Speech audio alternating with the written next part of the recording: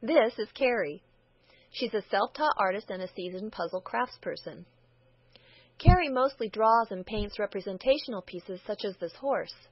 Not too shabby for a girl. But she really enjoys hand-cutting wooden jigsaw puzzles using classical and vintage art. She also designs fancy-cut miniature 1930s-style wooden jigsaw puzzles like the one shown here. Do you see the butterflies in the cut?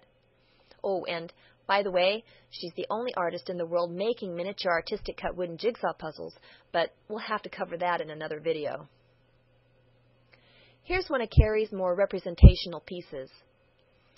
Though seemingly talented, she was confronted by another artist with the accusation that her representational style was very fake. Gotta admit, this threw Carrie off for a moment since she'd never heard such a thing.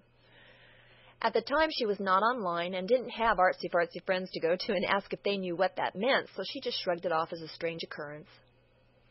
Well, then, some years later, Carrie's curiosity was again piqued when she happened across another artist's online confession of fear at the possibility that she, too, might unwittingly create a fake piece of art.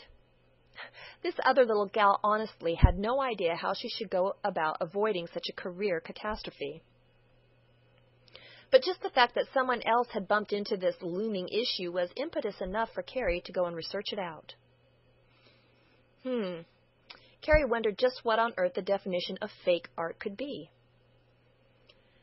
With a little bit of investigation, Carrie discovered that fake art is defined as representational art done in 2 dimensions so that it creates a visual deception of 3 dimensions. It is this deception that is considered fake. By this definition, Carrie's favorite artists, William Bergeron and Arthur Elsley, were both very fake artists. So at least she took comfort in knowing she was in good company. But upon pondering the definition, Carrie noticed that it seemed to stem from academic influence, as uneducated minds called the creation of 3 dimensions out of 2 skill, while the more educated minds called it pretentious. One global advocate for classical and representational art, the Art Renewal Center, asserts that modern nonsensical art's supposed superiority is a theoretical farce in itself, and that representational work is actually the superior style by reason of its demand for greater artistic skill. Carrie also happened upon Reverent.org, where they offered an online quiz to test personal ability in spotting fake art.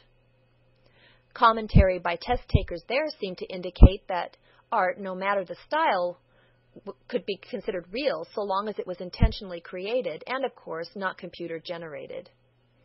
By this definition, which is far more popular than elite, representational and modern art are equally intentional and therefore equally real. Carrie suspected that the labels of real and fake as it pertains to art were really some kind of construct of the human mind. A little bit of history research seemed to confirm this suspicion. This construct really did have a verifiable beginning back in the 1800s when cameras threatened the art industry with extinction. The construct was a marketing strategy cleverly devised and very much needed to elevate the status of nonsensical art, so that career artists stood a chance of survival. It's plain to see that today there's still a strong following for nonsensical art because it continues to provide a form of engaging riddles for interpretation, and some folks enjoy the intellectual game of trying to figure out such riddles. Those who prefer representational art, on the other hand, don't think the intellectual game of interpretation is all that rational. They prefer their art to speak plainly for itself by evoking emotion in the observer. Carrie determined that either way, both kinds of art provide enjoyment, which is what art appreciation is really all about. So, unless you aim to rub elbows with the relatively small, though admittedly wealthy, elitist groups who prefer to muse over nonsensical art, don't feel you have to cow to academic intellectual criticism over your preference for fake representational art. In any other circle, the same educated game of intellect as it pertains to art interpretation is itself thought to be the fake.